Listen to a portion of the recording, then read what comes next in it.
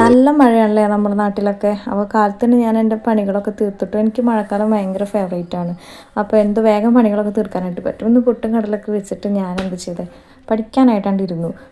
ഒരു അധികം സമയം എടുത്തു. അധികം ഞാൻ ശരിക്കും പ്രോപ്പറായിട്ട് ചെയ്യുന്ന ടൈമൊന്നും ഞാൻ എടുത്തിട്ടില്ല. ഇപ്പം ഇനി പഠിക്കാൻ സ്റ്റാർട്ട് ചെയ്തതിന് ശേഷം ഞാൻ ഭയങ്കര സ്ലോ ആയിട്ടാണ് പോകുന്നത്. എനിക്ക് തന്നെ അതിശയം തോന്നുന്നുണ്ട് എൻ്റെ കാര്യത്തിൽ. ഞാൻ ഇങ്ങനത്തെ ഒരാളേ ആയിരുന്നില്ല. എനിക്കൊരു ടൈം മാനേജ്മെൻറ്റ് ഉണ്ടായിരുന്നു.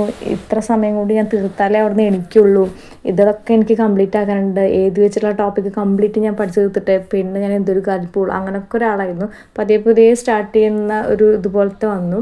അപ്പോൾ അതിൻ്റെതായ കുറച്ച് ബുദ്ധിമുട്ടുകളൊക്കെ ഉണ്ട്. ഓൾറെഡി ഞാൻ മെൻഷൻ ചെയ്താണ് ആ കാര്യങ്ങളൊക്കെ. അപ്പോൾ ഞാൻ എന്തെങ്കിലും കറണ്ട് അഫെയർ സ്റ്റാർട്ട് ചെയ്തിട്ടുണ്ടായിരുന്നല്ലോ. അപ്പോൾ മാർച്ചിത്തെ കറണ്ട് അഫെയർ നാളത്തോടെ എൻ്റെ കഴിയും കേട്ടോ. മാർച്ച് ആസ്ത അക്കാദമിയുടെ കറണ്ട് അഫെയർ PDF പ്രിൻ്റ് എടുത്തിട്ടുണ്ടായിരുന്നു അവരുടെ ടെലഗ്രാം ചാനലിൽ. അത് ഞാൻ കഴിഞ്ഞു. അപ്പോൾ ജനുവരി, ഫെബ്രുവരി, മാർച്ച് നാളത്തെ കൂടി കഴിഞ്ഞാൽ എൻ്റെ മാർച്ച് കംപ്ലീറ്റ് ക്ലോസ് ആക്കി. അപ്പോൾ അതിൽ ഭയങ്കര സന്തോഷം. എനിക്കൊരു പോസിറ്റീവായിട്ടുള്ളൊരു കാര്യമാണ്. എന്തെങ്കിലും ഒരു സാധനം കംപ്ലീറ്റ് ആക്കാൻ പറ്റുന്നുണ്ടല്ലോ. എടുക്കുന്ന കാര്യങ്ങൾ ഏതെങ്കിലും ഒരു കാര്യം ക്ലിയർ ആയിട്ട് പോകുന്നതിൽ എനിക്ക് നല്ല സമാധാനം. പിന്നെ എന്താ, ഞാൻ വിചാരിച്ച പോലെ പാർട്ട് ബിയിലത്തെ മൊഡ്യൂൾ 1, 2, 3 ഈ സംഭവങ്ങളാണ് എനിക്ക് ഈ ജൂൺ വരെ എനിക്കത് കംപ്ലീറ്റ് ആക്കാൻ പറ്റുമെന്നാണ് എൻ്റെ ഒരു വിശ്വാസം.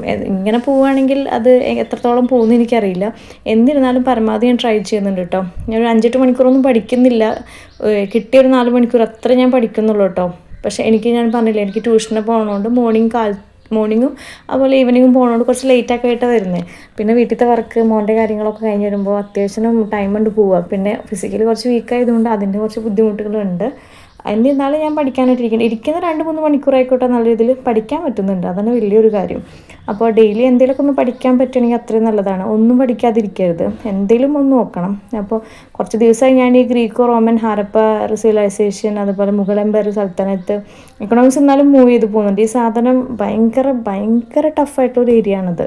കേൾക്കുമ്പോൾ നിങ്ങൾക്ക് പേടിയൊന്നും വേണ്ട. ചിലർക്ക് അത് ഈസി ആയിട്ട് പോകുന്നൊരു ഏരിയ ആയിരിക്കും. പക്ഷേ എന്നെ സംബന്ധിച്ച് എനിക്ക് ആൾക്കാരുടെ പേരുകൾ, വർഷങ്ങൾ എനിക്ക് ഭയങ്കര കൺഫ്യൂഷനായിട്ടുള്ളൊരു ഏരിയ ആണിത്. അപ്പോൾ പരമാവധിയൊക്കെ ഞാനൊന്ന് ട്രിക്കുകൾ എനിക്ക് കിട്ടുന്നേ ഇല്ല അത് പഠിക്കാനായിട്ട്. അല്ലെങ്കിൽ ഞാൻ പഠിക്കുമ്പോൾ എല്ലാ ട്രിക്കുകളും കോഡുകളൊക്കെ ഉപയോഗിച്ചിട്ടാണ് പഠിക്കുന്നത്. എനിക്ക് ഈ ഏരിയ പറയുമ്പോൾ എനിക്ക് ഒട്ടും ഇതായിട്ട് പോകുന്നില്ല. എനിക്ക് തോന്നുന്നു ഞാനത് ഇഷ്ടപ്പെടാതെ പഠിക്കണോണ്ടാ തോന്നും. ഇഷ്ടപ്പെടാത്തൊരു സാധനം പഠിക്കണേൻ്റെ ഒരു ബുദ്ധിമുട്ടാണത്. പക്ഷെ ഞാൻ മൈൻഡിനെ പരമാവധി സെറ്റാക്കിയിട്ട് കൊണ്ടുവന്നിട്ടുണ്ട്. കാരണം പരമാവധി കൂടുതൽ വെയിറ്റേജ് വരുന്നൊരു ഏരിയയാണത്. അതൊന്നും നമുക്ക് എവിടുന്ന് എപ്പോഴാണ് ക്വസ്റ്റ്യൻ വരുന്നത് അറിയില്ല. അപ്പോൾ ഗ്രീക്ക് സാമ്രാജ്യം ഞാൻ സ്റ്റാർട്ട് ചെയ്തപ്പോൾ എനിക്ക് മനസ്സിലായത് ഇവിടം കൊണ്ട് അവസാനിക്കില്ല എന്ന്. കാരണം അതൊരു വാസ്റ്റായിട്ടുള്ളൊരു ഏരിയയാണ് ഗ്രീക്ക് സംസ്കാരം വരുന്നത്. കുറേ അധികം വ്യക്തികൾ തന്നെ പഠിക്കാനുണ്ട്. അപ്പം ഞാൻ പ്രീവിയസ് ക്വസ്റ്റ്യൻ ഇപ്പോൾ നോക്കിയപ്പോൾ ഈ ഗ്രീക്ക് റോമൻ സംസ്കാരത്തിൽ നിന്ന് പരമാവധി ക്വസ്റ്റ്യൻസ് എന്തോരായിട്ടിരിക്കുന്നറിയോ. എല്ലാ ക്വസ്റ്റ്യൻ പേപ്പറിലുണ്ട് ഗ്രീക്കോ റോമൻ. ഓക്കെ, അപ്പോൾ എല്ലാ ക്വസ്റ്റ്യൻസ് ഞാൻ അതിൽ കണ്ടു. ഞാൻ വായിക്കുന്ന റാങ്ക് ഫയലിൽ കണ്ടു. അതിൻ്റെ സമാധാനം ഉണ്ട്. പഠിക്കുന്നതിൻ്റെ ഒരു ഉപകാരം ഉണ്ടല്ലോ വിചാരിക്കുന്നു ഞാൻ. പിന്നെന്താ, SCERT ബേസ്ഡാണ് പഠിച്ചു പോകുന്നത്. NCERT പ്ലസ് SCERT ആണ് പഠിച്ചു പോകുന്നത്. അപ്പോൾ എല്ലാവർക്കും പഠിക്കാനായിട്ട് പറ്റട്ടെ. ഇതൊക്കെയാണ് എൻ്റെ കംപ്ലീറ്റ് ആയിട്ടില്ല. ഞാൻ പറയുന്ന ടോപ്പിക്കുകൾ എനിക്ക് അപ്ഡേറ്റ് ആയിട്ട് തന്നെ ടോപ്പിക്കുകൾ തന്നെ എനിക്ക് കംപ്ലീറ്റ് ആക്കാൻ പറ്റുന്നില്ല. ഇതിൻ്റെ ഒരു പ്രശ്നം കാണാം കേട്ടോ, ഒരു ടൈമിൻ്റെ ഒരു പ്രശ്നം. പിന്നെന്താ, ഒരു ഇതിക്ക് ഞാൻ എത്തിപ്പെടണേ ഉള്ളൂ വീണ്ടും ആ ട്രാക്കിലോട്ട്. അതിൻ്റേതായിട്ടൊരു ഇതുണ്ട്.